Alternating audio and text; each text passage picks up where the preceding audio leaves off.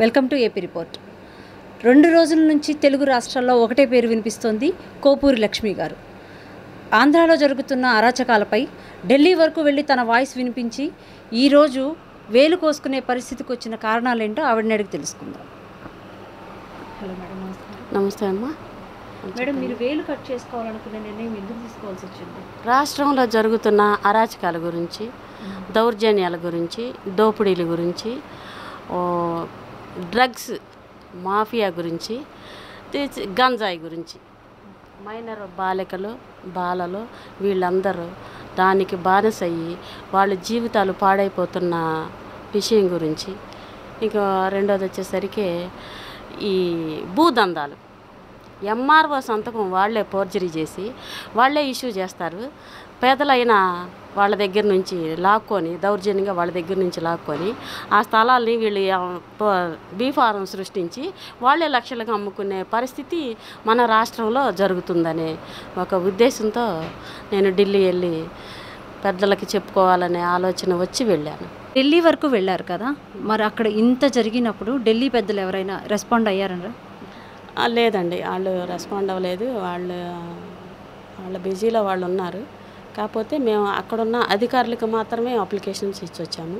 ఇంకా మీడియా ద్వారా ఇది తెలుస్తుందని వాళ్ళు మనకి అలా అవకాశం ఇవ్వరని తెలుసు. అయినా ఈ ద్వారాన వాళ్ళ నోటీసులోకి వెళ్ళి ఈ అరాచకాలు తగ్గుతాయన్న ఒక ఉద్దేశంతో వెళ్ళామన్నమాట. అందరికీ ఇచ్చేసాం, పిటిషన్లు అయితే ఇచ్చాము. ప్రభుత్వాలు చేసే కొన్ని పథకాల వల్ల కానివ్వండి, లేకపోతే ప్రభుత్వాల నిర్లక్ష్యం పట్ల కానీ చాలామంది ఇంతకుముందు మనకు స్వాతంత్రం వచ్చాక అప్పటి నుంచి ఇప్పటి వరకు చాలామంది చాలా రీతిలో నిరసన తెలిపారు. కానీ ఇలా వేలు కట్ చేసుకొని నిరసన తెలపడం మీరొక్కళ్ళే చేశారు. నాకు తెలిసినంత వరకు మీరు చేయడమే నేను వినటం కానీ చూడటం కానీ. సో ఈ కోణాన్ని ఎందుకు ఎంచుకున్నారు మీరు? ఈ పద్ధతిని ఎందుకు ఎంచుకున్నారు? నిరసన తెలిపే చాలా రకాలుగా తెలపవచ్చు మనం, ఇదే ఎందుకు ఎంచుకున్నారు?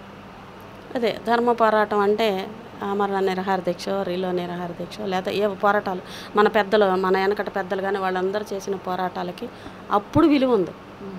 ఆ టైంలో విలువ ఉంది, ఈ టైంలో లేదండి. ఈ టైంలో ఆ పిటిషన్లకి, ఆ పోరాటాలకి విలువ లేదు. ఎక్కడన్నా నేను ఒకటి చెప్తానండి, మా ఎస్సీలు కానీ ఎవరన్నా అంతకుముందు ఏదన్నా ఒకళ్ళకి అన్యాయం జరిగితే మా దళితులందరూ పోరాటం చేసి రోడ్డుకి ఎక్కితే ప్రభుత్వం గడగడలాడి ఆ పని చేసేది. ఇప్పుడు అది ఉందండి? మా ఎస్సీ లీడర్సు ఎవరైనా దళితులు ఆడవాళ్ళు కానీ మగవాళ్ళని రోడ్డుకి ఎక్కి ఇది అన్యాయం జరుగుతుంది అని ఆయన మీద ధర్నా చేసిన మగవాళ్ళు ఆడవాళ్ళు ఈ ప్రభుత్వంలో ఉన్నారా? ఉంటే వాళ్ళు బతికున్నారా? వాళ్ళు అరెస్టులు అయి ఉన్నారా? ఒక్కసారి ఆ ప్రభుత్వం అనేది తెలుసుకోమంటున్నాను. అలాంటప్పుడు దళితులందరూ ఏకమై సపోర్ట్ చేయాలి కదా, మరి మీకెందుకు సపోర్ట్ చేయట్లేదు? ఎవరు ఈ దళిత వర్గాల నుంచి కానీ లేకపోతే మహిళలు కానీ ఎవరో ఒకళ్ళు మీకు సపోర్ట్గా రావాలి కదా. ఈ విషయం పట్ల మీకెందుకు ఎవరు సపోర్ట్గా ఇంతవరకు రాకపోవడానికి కారణం ఏమై ఉంటుంది? వైసీపీకి భయపడి ఉండొచ్చండి, నేను అదే అంటాను. ఎందుకంటే ఇప్పుడు నేను భయపడ్డాను కదా, 4 ఏళ్ళు భయపడ్డాను కదా, ఏం చేస్తారో ఇంత అన్యాయం జరుగుతున్నా ఒక భయపడకుండా నేను తెగించి ముందుకు వచ్చాను. వాళ్ళు కూడా వస్తారని వెయిట్ చేద్దాం. వాళ్ళు ఎప్పుడు వస్తారని పోరాటం మొదలు పెట్టకూడదండి. మనం పోరాటం మొదలుపెట్టిన అడుగుని ఇంకొక 2 అడుగులు 3 అడుగులు 4 అడుగులు అలా వేసుకుంటూ వస్తారని చూద్దాం. ఒకవేళ రాకపోయినా ఈ పోరాటం ఆగదు. అది ఎవరికి పట్టంది, ఎవరు చేయింది, మీరే చేయాలని ఎందుకు నిర్ణయించుకున్నారు? ఇంతవరకు ఈ సిచ్యువేషన్స్ పట్ల అరాచకం జరుగుతుందని చాలామంది గగ్గోలు పెడుతున్నారు, కానీ ఆ మాట వరకే సరిపోతుంది. జగన్ పాలన బాగాలేదు, సరిగా చేయట్లేదు, సరిగా పరిపాలించట్లేదు, అన్యాయం జరుగుతుంది అని చెప్పని చాలామంది చెప్తున్నారు. బట్ ఇలాంటి నిర్ణయం ఎవరు తీసుకోలేదు, ఎవరు ఇది కూడా చేసింది లేదు, ప్రొటెస్ట్ చేసింది కూడా లేదు. మరి మీరే ఎందుకు తీసుకున్నారు? పిల్లల పట్ల అవ్వచ్చు, లేకపోతే సామాజిక అన్యాయాల పట్ల అవ్వచ్చు, మీరే ఎందుకు తీసుకున్నారు?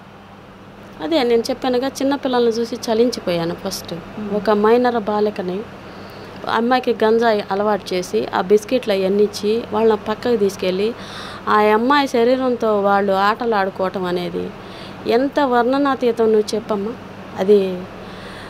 అది మాటల్లో చెప్పేది కాదు.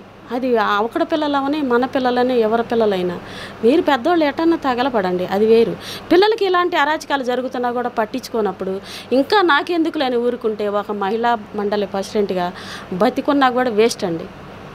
బతికున్నా కూడా వేస్ట్. అది ప్రజల ముందు పెట్టాలి, ప్రభుత్వం తెలుసుకోవాలి.